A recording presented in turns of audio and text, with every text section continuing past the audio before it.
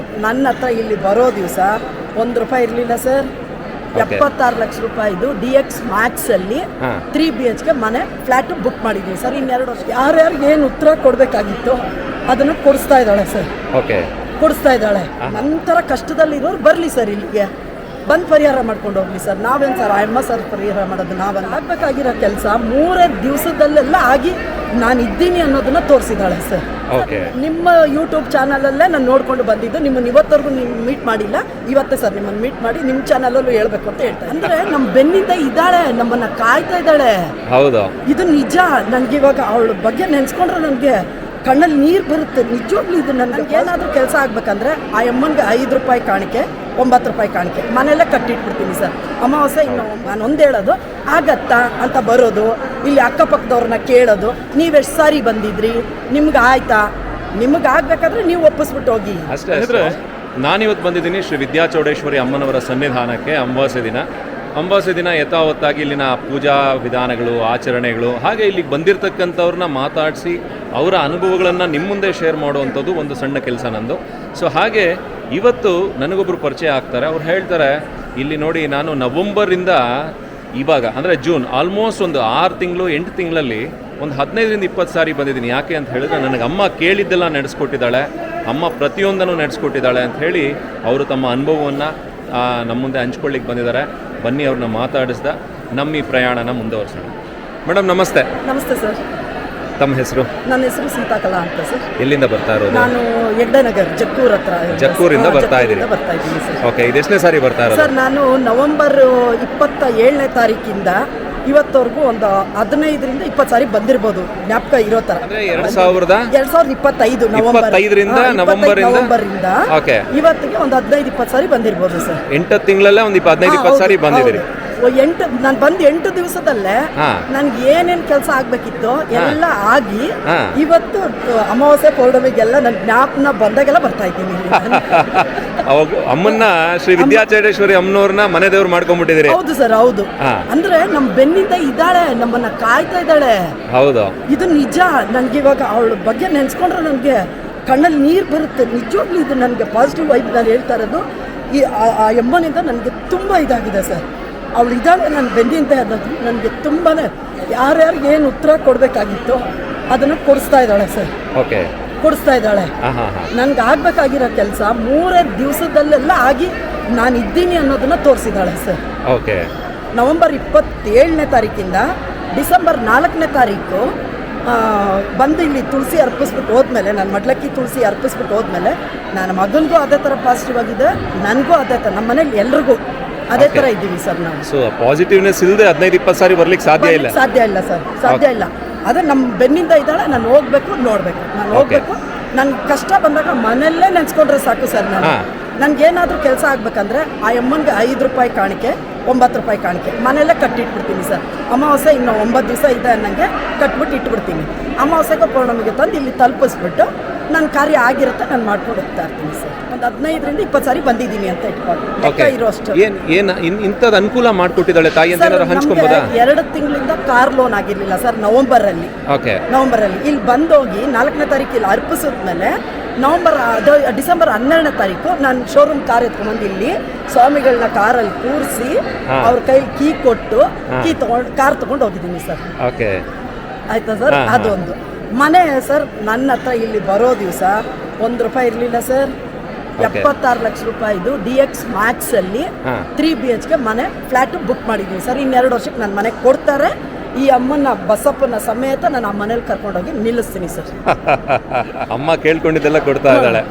ಇನ್ನೆರಡು ವರ್ಷಕ್ಕೆ ಅವ್ರು ನನ್ನ ಹ್ಯಾಂಡ್ ಓವರ್ ಕೊಟ್ಟಾಗ ನಾನು ಅಲ್ಲಿಗೆ ಈ ಅಮ್ಮನ ಬಸಪ್ಪನ ಇಬ್ಬರು ಕರ್ಕೊಂಡೋಗಿ ಕರ್ಸ್ಕೊತೀನಿ. ಆ ಶಕ್ತಿ ನನಗೆ ಕೊಡ್ತಾಳೆ ಅನ್ನೋ ನಂಬಿಕೆ ಮೇಲೆ ಇವತ್ತು ನಾನು ಹೇಳ್ತಾ ಇದ್ದೀನಿ ಸರ್. ಹಾಗೆ ಇಲ್ಲಿ ನೀವು ಫಸ್ಟ್ ಬಂದ್ರಿ, ನವೆಂಬರ್ 27ನೇ ತಾರೀಕು ಬಂದ್ರಿ. ಕಳಶಾಸ್ತ್ರ ಕೇಳಿದ್ರಾ? ಹೌದು ಸರ್, ಕೇಳಿದೆ. ಆ ಶಾಸ್ತ್ರದ ಬಗ್ಗೆ ಏನು ಹೇಳಿದ್ರು ಸರ್? ಆ ಶಾಸ್ತ್ರದ ಬಗ್ಗೆ ನಾನು ಒಳಗೋಗಿದ ತಕ್ಷಣ ನನ್ನನ್ನು ಏನು ಮಾತಾಡಕ್ ಬಿಡ್ಲಿಲ್ಲ ಸರ್ ಅವರು. ನಾನು ಏನೇನು ಕೇಳಬೇಕು, ನನ್ನ ಮಗನ ಬಗ್ಗೆ ಕೇಳಬೇಕಾಗಿತ್ತು ಮನೇಲಿ ಸರ್. ನನಗೆ ಆ ದುಡ್ಡು ಕೊಡ್ಬೇಕಾಗಿತ್ತಲ್ಲ, ಅದನ್ನು ನಾನು ಸಾಲ ಮಾಡಿ ತಂದಿದ್ದೆ ಸರ್. 2,000 ರೂಪಾಯಿ ಸಹ ನಾನು ಎಲ್ಲಿಂದನೋ ಸಾಲ ಮಾಡಿ ತಗೊಂಡು ಬಂದಿದ್ದೆ. ಆ ಪರಿಸ್ಥಿತಿ ನಾನು ಇಲ್ಲಿ ಬಂದಿದ್ದು. ಇಲ್ಲಿಂದ ಹೋಗಿದ್ದು ಎಷ್ಟನೇ ತಾರೀಕು ಗೊತ್ತಾ ಸರ್? ಡಿಸೆಂಬರು 3ನೇ ತಾರೀಕೆ ನಾನು ಬುಕ್ ಮಾಡಿದ್ದೀನಿ ಸರ್ ಫ್ಲಾಟ್. ಓಕೆ, ಅದೇನು 2,000 ರೂಪಾಯಿ ಇಲ್ಲಿ ಶಾಸ್ತ್ರಕ್ಕೆ ಕೊಡ್ಲಿಕ್ಕೆ ಇರ್ಲಿಲ್ಲ. ಅದಾಗಿ ಒಂದು ವಾರಕ್ಕೆ ಮನೆ ಬುಕ್ ಮಾಡಿದಿರಿ. ನನಗೆ ಚೆಕ್ ಕೊಡಿ ಸಾಕು, ನೀವು ಹೇಳಿದ ಡೇಟಿಗೆ ನಾನು ಹಾಕೋತೀನಿ ಅಂತ ಫ್ಲಾಟ್ ಬುಕ್ ಮಾಡ್ಕೊಂಡ್ರಿ ಸರ್, ಚೆಕ್ ಇಸ್ಕೊಂಡು. ಓಕೆ ಓಕೆ, ಅದು ಲೋನು ಆಯ್ತು ಸರ್, ಲೋನು ಆಯ್ತು. ಓಕೆ, ಲೋನು ಆಗಿದೆ, ಕಾರ್ ಲೋನು ಆಗಿದೆ, ಮನೆ ಲೋನು ಆಗಿದೆ ನಮಗೆ. ಸೊ ಇದೆಲ್ಲ ಅಮ್ಮನ ಶಕ್ತಿ ಅಂತಾನೆ ಹೇಳ್ತೀರಿ? ಹೌದು ಸರ್, ಹೌದು. ಇಲ್ಲಿ ಬಂದ್ಮೇಲೆ ನಡೆದಿದ್ದಂದ್ಮೇಲೆ ಈ ಅಮ್ಮಂದೇ ಅಲ್ವಾ ಅದು ಪ್ರಸಾದ? ಹೌದು ಹೌದು, ಈ ಅಮ್ಮಂದೇ ಅಲ್ವಾ ಅದು ಶಕ್ತಿ? ಹೌದು ಹೌದು ಹೌದು ಹೌದು ಹೌದು ಅಲ್ವಾ? ನಾವು ತುಂಬಾ ಹೋಗ್ಬಿಟ್ಟು ಬಂದಿದ್ದೀವಿ, ಬಟ್ ನನಗೆ ಇಲ್ಲಿನಷ್ಟು ಫಾಸ್ಟ್ ಆಗಿ ರಿಸಲ್ಟ್ ನನಗೆ ಎಲ್ಲೂ ಬಂದಿರಲಿಲ್ಲ. ಓಕೆ, ಫಾಸ್ಟ್ ರಿಸಲ್ಟ್ ಸರ್ ಇದು. ಗೊತ್ತಾಯ್ತು. ಇಲ್ಲಿ ಅಮ್ಮನಿಗೆ ಕರೆಕ್ಟ್ ಆಗಿ ನಡ್ಕೊಂಡ್ರೆ ಪ್ರತಿಯೊಂದನ್ನು ಅಮ್ಮ ನಡೆಸ್ಕೊಡ್ತಾಳೆ. ನಂಬಿಕೆ ಅನ್ನೋದು ಮುಖ್ಯ. ನಂಬಿಕೆ ಅನ್ನೋದು ಮುಖ್ಯ ಆಗುತ್ತೆ. ಆಮೇಲೆ ಅನುಮಾನ ಇಟ್ಕೊಂಡು ಯಾರು ಬರಬೇಡಿ. ಹೌದು, ನಾನು ಒಂದ್ ಹೇಳೋದು, ಆಗತ್ತಾ ಅಂತ ಬರೋದು, ಇಲ್ಲಿ ಅಕ್ಕಪಕ್ಕದವ್ರನ್ನ ಕೇಳೋದು, ನೀವೆಷ್ಟು ಸಾರಿ ಬಂದಿದ್ರಿ, ನಿಮ್ಗೆ ಆಯ್ತಾ, ನಿಮ್ಗೆ ಆಗ್ಬೇಕಾದ್ರೆ ನೀವು ಒಪ್ಪಿಸ್ಬಿಟ್ಟು ಹೋಗಿ. ಅಷ್ಟೇ ಅವ್ರನ್ನ ಕೇಳಬೇಡಿ. ನೀವು ಉಂಟು, ಅಮ್ಮ ಉಂಟು ಅಷ್ಟೇ. ಮನುಷ್ಯರನ್ನ ಕೇಳಬೇಡಿ, ನೀವು ಅಮ್ಮನ್ಗೆ ಒಪ್ಪಿಸ್ಬಿಟ್ಟು ಹೋಗಿ. ಆಯ್ತಾ ಬಿಡ್ತಾ ಅಂತ ಅವಳನ್ನ ಕೇಳ್ಕೊಳ್ಳಿ ನೀವು. ನಂಬಿಕೆ ಅಲ್ವಾ ಸರ್? ನಂಬಿಕೆ ಇಟ್ಟರೆ ಎಲ್ಲ ಆಗುತ್ತೆ ಅನ್ನೋದು ನನ್ನ ನಂಬಿಕೆ ಸರ್. ಯಾರ ನಂಬಿಕೆ ಏನೋ ನನಗೆ ಗೊತ್ತಿಲ್ಲ. ನನಗೆ ಆಗಿರೋದು ನಾನು ಇಷ್ಟು ಏನು ಹೇಳ್ತಾ ಇದ್ದೀನಿ ಈ ಸನ್ನಿಧಾನದಲ್ಲಿ ನಿಂತ್ಕೊಂಡು ಇಷ್ಟು ಸತ್ಯ ಸರ್. ನನಗೆ ಆನ್ಸರು ಕೊಡೋ ಅಂಥ ಕಾಲ ನನಗೆ ಕೊಟ್ಟಿದ್ದಾಳೆ, ಕೊಡ್ತೀನಿ ಸರ್. ಆಗಲಿ ನಿಮ್ಮ ಸರ್. ನಾನು ಲಾಸ್ಟ್ ಯೂಟ್ಯೂಬಲ್ಲಿ ಮಾತಾಡಿದಾಗ ಅದು ಇದರಲ್ಲಿ ಬರುತ್ತೆ ಕಾಮೆಂಟಲ್ಲಿ, ನಮ್ಮ ರಿಲೇಷನ್ಗಳೇ ನಾನು ಹೇಳಿರೋದಕ್ಕೆ ಸುಳ್ಳು ಅಂತ ಹಾಕಿದ್ದಾರೆ ಸರ್. ಅವ್ರಿಗೆ ಉತ್ತರ ಕೊಡ್ತೀನಿ ಸರ್, ಆಯ್ತಾ ಸರ್? ಓಕೆ, ಹೊಟ್ಟೆ ಉರಿ ಅನ್ನೋದು ನೋಡಿ ಎಷ್ಟಿರತ್ತೆ. ಬೇಡ, ಅವ್ರಿಗೆ ಉತ್ತರ ಕೊಡಿಸ್ತಾಳೆ, ಇಷ್ಟರಲ್ಲೇ ಕೊಡ್ತೀನಿ. ಓಕೆ, ತುಂಬ ನೋವಾಗಿ ಹೇಳ್ತಾ ಇದ್ದೀನಿ ನಾನು ಈ ಮಾತನ್ನ. ತಾಯಿ ಸನ್ನಿಧಾನದಲ್ಲಿ ನೊಂದ್ಕೊಂಬೇಡಿ. ನೊಂದಿಲ್ಲ ಸರ್, ನೊಂದ್ಕೊಂಬೇಡಿ. ನನ್ಗೆ ಆಯ್ತಲ್ಲ, ಅಂದ್ರೆ ಉತ್ತರ ಕೊಡೋಷ್ಟು ನನ್ನ ನಿಲ್ಲಿಸೋದ್ಲಲ್ಲ. ಯಾವತ್ತೂ ಅಷ್ಟೇ ನಮ್ಗೆ ಆಡ್ಕೊಂಡವ್ರ ಮುಂದೆ ತಲೆ ಎತ್ತಿ ಬಾಳ್ಸೋಂತ ಒಂದೇ ನಾನು ಕೇಳಿದ್ದು. ಹೌದು, ನಾನು ಬೀಳೋವಾಗ ನನ್ನ ಬೀಳಕ್ ಬಿಡಬೇಡ, ನನ್ನ ಕೈ ಹಿಡಿದು ಎತ್ತು. ಅದೇ ಥರ ಎತ್ತಿದ್ದಾಳೆ. ಬಿತ್ತೋಗಿದ್ದೆ ಸರ್ ನಾನು ಬೀಳಲಿ ಅಂತ ತುಂಬಾ ಜನ ಕಾಯ್ತಾ ಇದ್ರು, ಆದ್ರೆ ನನ್ನ ನೆಲಕ್ಕೆ ಬೀಳಕ್ ಬಿಡ್ಲಿಲ್ಲ ಅವಳು. ನನ್ನ ನೆಲಕ್ಕೆ ಬೀಳಕ್ ಬಿಡ್ಲಿಲ್ಲ, ಕೈ ಹಿಡಿದು ಇಟ್ಕೊಂಡಿದ್ದಾಳೆ ಸರ್. ಇದಿಷ್ಟು ನಾನು ಹೇಳ್ತಾ ಇರೋದು ಅವಳು ಸಾಕ್ಷಿಯಾಗೂ ನಿಜ ಸರ್. ಇಲ್ಲೇ ನಾನು ಮತ್ತೆ ಬಿಸ್ನೆಸ್ ಸ್ಟಾರ್ಟ್ ಮಾಡ್ತೀನಿ ಸರ್, ಅದಕ್ಕೆ ನೀವೇ ಪ್ರಮೋಷನ್ ಮಾಡಬೇಕು ಸರ್. ಆಗಲಿ, ಖಂಡಿತ ಮಾಡೋಣ. Thank you. ತಗೊಂಬಂತ ನಿಮ್ಮ ಮುಂದೆನೇ ನಾನು ಬಿಸ್ನೆಸ್ಗೆ ಇಲ್ಲಿಂದ ಶುರು ಮಾಡ್ತೀನಿ ಸರ್. ಆಗಲಿ, ನೀವು ಏನು ಅನ್ಕೊಂಡಿದ್ದೀರಿ, ನಿಮ್ಮ ಅಷ್ಟೂ ಕೋರಿಕೆಗಳನ್ನ, ಅಷ್ಟು ಇಷ್ಟಗಳನ್ನ ತಾಯಿ ಸದಾಕಾಲ ನೆರವೇರಿಸ್ಕೊಂಡು ನಿಮ್ಮ ಮನೆಗೆ ನೆರಳಾಗಿ ನಿಂತ್ಕೊಳ್ಳಿ. ಹೌದು ಸರ್, ನಿಂತಿದ್ದಾಳೆ, ನಿಲ್ತಾಳೆ, ನಿಂತ್ಕೊಂಡು ಇರ್ತಾಳೆ. ಓಕೆ, ಇದೆಲ್ಲ ಹೆಂಗ್ ಗೊತ್ತಾಯ್ತು ನಿಮ್ಗೆ ದೇವಸ್ಥಾನದ ಬಗ್ಗೆ? ನಿಮ್ಮ ಯೂಟ್ಯೂಬ್ ಚಾನಲ್ ಅಲ್ಲೇ ನಾನು ನೋಡ್ಕೊಂಡು ಬಂದಿದ್ದು. ನಿಮ್ಮನ್ನು ಇವತ್ತವರೆಗೂ ನೀವು ಮೀಟ್ ಮಾಡಿಲ್ಲ, ಇವತ್ತೇ ಸರ್ ನಿಮ್ಮನ್ನು ಮೀಟ್ ಮಾಡಿ ನಿಮ್ಮ ಚಾನಲಲ್ಲೂ ಹೇಳ್ಬೇಕು ಅಂತ ಹೇಳ್ತಾ ಇದ್ದೀನಿ ಸರ್. ಬೇರೆ ಚಾನಲಲ್ಲಿ ಹೇಳಿದ್ದೀನಿ, ನಿಮ್ಮ ಚಾನಲಲ್ಲೂ ಒಂದ್ಸಾರಿ ಹೇಳ್ಬಿಡೋಣ ಅಂತ ಹೇಳ್ತಾ ಇದ್ದೀನಿ ಸರ್. ಯಾಕಂದ್ರೆ ಇದು 10 ಜನಕ್ಕೆ ಗೊತ್ತಾಗಿ ಸರ್, ಆ ಅಮ್ಮನ ಶಕ್ತಿ ಗೊತ್ತಾಗಿ ನಂತರ ಕಷ್ಟದಲ್ಲಿರೋರು ಬರಲಿ ಸರ್, ಇಲ್ಲಿಗೆ ಬಂದು ಪರಿಹಾರ ಮಾಡ್ಕೊಂಡು ಹೋಗ್ಲಿ ಸರ್. ನಾವೇನು ಸರ್ ಆ ಅಮ್ಮ ಸರ್ ಪರಿಹಾರ ಮಾಡೋದು ನಾವಲ್ಲ ಅಲ್ವಾ ಸರ್? ಅದೇ ಥರ ಕರ್ಕೊಂಡು ಬಂದಿದ್ದೀನಿ ಸರ್ ಇವತ್ತು. ಅದೇ ಥರ ನಾನು ಆ ಯೂಟ್ಯೂಬಲ್ಲಿ ನೋಡಿ ನನ್ನನ್ನು ಕರ್ಕೊಂಡೋಗಿ ಅಂತಿರೋರನ್ನ ಇವತ್ತು ಕರ್ಕೊಂಡು ಇಲ್ಲಿ ನಿಂತಿದ್ದೀನಿ ಸರ್ ನಾನು.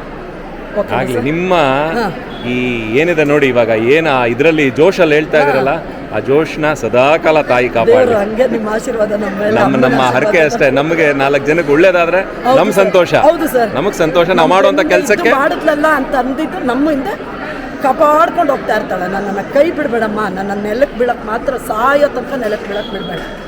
ಯಾಕಂದ್ರೆ ನಾನು ಮೊದಲಿಂದ ಹಂಗೆ ಬದುಕೊಂಡು ಬಂದಿದ್ದೀನಿ ಸರ್. ಈಗ ಲಾಸ್ಟಲ್ಲಿ ನನಗಿವತ್ತು 59 ವರ್ಷ ಸರ್. ನನಗೆ ನಾನು ಬೀಳಕ್ಕೆ ಬಿಡಬೇಡಮ್ಮ ಸಾಯೋ ತನಕ ಅಂತ ಕೇಳ್ತಾ ಇದ್ದೀನಿ. ಎಲ್ಲರೂ ಕೇಳೋದು ಅದೇನೆ, ಇರೋ ತನಕ ತಲೆ ಎತ್ಕೊಂಡು ಗತ್ತಾಗಿರಂಗೆ ಮೊದಲಿಂದ ಹೆಂಗೆ ಗತ್ತಾಗಿಟ್ಟಿದ್ದೆ, ಸಾಯೋ ತನಕನೂ ಹಂಗೆ ಇಡು ಅಂತ ಕೇಳ್ತಾ ಇದ್ದೀನಿ. ನಾನು ಇನ್ನೇನು ನನಗೇನು ಕೊಡಬೇಕು ಅಂತ ಅವಳಿಗೆ ಗೊತ್ತಿದೆ, ಅವಳು ಕೊಡ್ತಾಳೆ, ಅದು ನಾನು ಇಸ್ಕೊತೀನಿ ಸರ್. ಆಗಲಿ ಮೇಡಮ್. ಓಕೆ ಸರ್, ಧನ್ಯವಾದಗಳು. Thank you. ಸ್ನೇಹಿತರೆ, ತುಂಬ ಜನ ಬಸ್ನಲ್ಲಿ ಬರೋರು ಇರ್ತಾರೆ ಶ್ರೀ ವಿದ್ಯಾಚೌಡೇಶ್ವರಿ ಅಮ್ಮನವ್ರ ಕ್ಷೇತ್ರಕ್ಕೆ. ಬೆಂಗಳೂರಿಂದ ಏನಾಗುತ್ತೆ ಅಂತ ಹೇಳಿದ್ರೆ ಮಾರ್ಕೆಟಿಗೆ ಹೋಗುವಂಥವ್ರು, ಮೆಜೆಸ್ಟಿಕ್ ಹೋಗಿ ಇಲ್ಲಿಗೆ ಬಸ್ ಹುಡ್ಕುವಂಥವ್ರು ಇರ್ತಾರೆ. ಇಲ್ಲಿ ನಮ್ಮ ಸ್ನೇಹಿತರೊಬ್ಬರು ಇಲ್ಲಿಗೆ ಬರಬೇಕಾದ್ರೆ ನಿಮ್ಗೆ ಎಲ್ಲಿ ಬಸ್ಸು ಅನುಕೂಲವಾಗಿ ಸಿಗತ್ತೆ ಅಂತ ಹೇಳಿ ತಿಳಿಸ್ತಾರೆ. ಹೇಳಿ ಸರ್. ಮಾಗಡಿ ಟೋಲ್ಗೇಟ್ ಹತ್ರ, ಮೆಜೆಸ್ಟಿಕ್ ಹತ್ರ ಮಾರ್ಕೆಟ್ ಬಸ್ಸಿಂದ ಮಾಗಡಿ ಟೋಲ್ಗೇಟು ತೊಗೊಂಡು ಟಿಕೆಟು ಪ್ರಸನ್ನ ಥಿಯೇಟರ್ ತಿಳ್ಕೊಂಡ್ರೆ ಅಲ್ಲಿ KSRTC ಅಥವಾ ಪ್ರೈವೇಟ್ ಬಸ್ ಕಂಪಲ್ಸರಿ ಅರ್ಧ ಗಂಟೆ ಬಂದಿರುತ್ತೆ. ಅವ್ರು ಬಂದು ಆರ್ಚ್ ಹತ್ರನೇ ಸ್ಟಾಪ್ ಮಾಡ್ತಾರೆ. ಓಕೆ, ಆರ್ಚ್ ಹತ್ರ ಅಂದರೆ ನಿಮ್ಗೆ ಅನುಕೂಲ ಆಗುತ್ತೆ. ಮಾಗಡಿ ಟೋಲ್ ಗೇಟ್ ಏನಿದೆ ಬೆಂಗಳೂರಿನಲ್ಲಿ, ಅಲ್ಲಿ ಪ್ರಸನ್ನ ಥಿಯೇಟರ್ ಅಂತ ಇದೆ. ಆ ಪ್ರಸನ್ನ ಥಿಯೇಟರ್ ಹತ್ರ ಪ್ರತಿ ಅರ್ಧ ಗಂಟೆಗೊಂದು ಗೌರ್ಮೆಂಟ್ ಬಸ್ ಆಗಿರ್ಬೋದು, ಪ್ರೈವೇಟ್ ಬಸ್ ಆಗಿರ್ಬೋದು ಬರುತ್ತೆ. ಸೊ ಅದು ಬಂದರೆ ಹುಲಿಯೂರ್ದುರ್ಗ ಬಸ್ ಅಂತ ಹೇಳಿ, ಹುಲಿಯೂರ್ದುರ್ಗ ಬಸ್ ಹತ್ತಿದ್ರೆ ನಿಮಗೆ ಇದು ಹಂಗರಳ್ಳಿ ಗೇಟ್ ಅಂತ ಹೇಳಿದ್ರೆ, ಹಂಗರಳ್ಳಿ ಗೇಟ್ ಹತ್ರನೇ ಅಂತ ಹೇಳಿ ಸಾಕು, ಮಠದ ಹತ್ರ ಮಠ ಶ್ರೀ ವಿದ್ಯಾಚೌಡೇಶ್ವರಿ ದೇವಸ್ಥಾನ ಹಂಗರಳ್ಳಿ ಗೇಟ್ ಅಂತ ಹೇಳಿದ್ರೆ ಗೇಟ್ ಮುಂದೆ ನಿಲ್ಲಿಸ್ತಾರೆ. ಒಂದು ಹಾರ್ಡ್ಲಿ ಅಂದರೆ ಒಂದು 10 ರಿಂದ 12 ನಿಮಿಷ ಇಲ್ಲ 15 ನಿಮಿಷ ನಡೆದ್ರೆ ಆರಾಮಾಗಿ ದೇವಸ್ಥಾನ ರೀಚ್ ಆಗ್ತೀರಿ. ಕ್ಷೇತ್ರ ಇರೋದು ಶ್ರೀ ವಿದ್ಯಾಚೌಡೇಶ್ವರಿ ದೇವಸ್ಥಾನ, ಶೃಂಗೇರಿ ಶಾರದಾ ಪೀಠ, ಕುಣಿಗಲ್ ತಾಲೂಕು, ಹುಲಿಯೂರ್ದುರ್ಗ ಹೋಬಳಿ ಅಂತ ಹೇಳಿ. ಸೊ ನಿಮಗೆ ಕುಣಿಗಲ್ಲಿಂದ ಮಾಗಡಿಯಿಂದ ಕೇವಲ ಒಂದು 20 ರಿಂದ 25 ಕಿಲೋಮೀಟರ್ ದೂರ ಆಗತ್ತೆ. ಈ ದೇವಸ್ಥಾನದ ಬಗ್ಗೆ ಪ್ರತಿಯೊಂದು ಮಾಹಿತಿಯ ವಿಡಿಯೋನು ಕೂಡ ನಾನು ನನ್ನ ಚಾನೆಲ್ನಲ್ಲಿ ಮಾಡಾಕಿದ್ದೀನಿ. ಪ್ರತಿ ಸಾರಿ ಬಂದಾಗ ಒಂದಿಬ್ಬರನ್ನು ಮಾತಾಡಿಸಿ ಅದನ್ನ ನಿಮ್ಮ ಮುಂದೆ ಶೇರ್ ಮಾಡ್ಕೊಳ್ಳೋ ಅಂಥದ್ದು ನನ್ನ ಕೆಲಸ.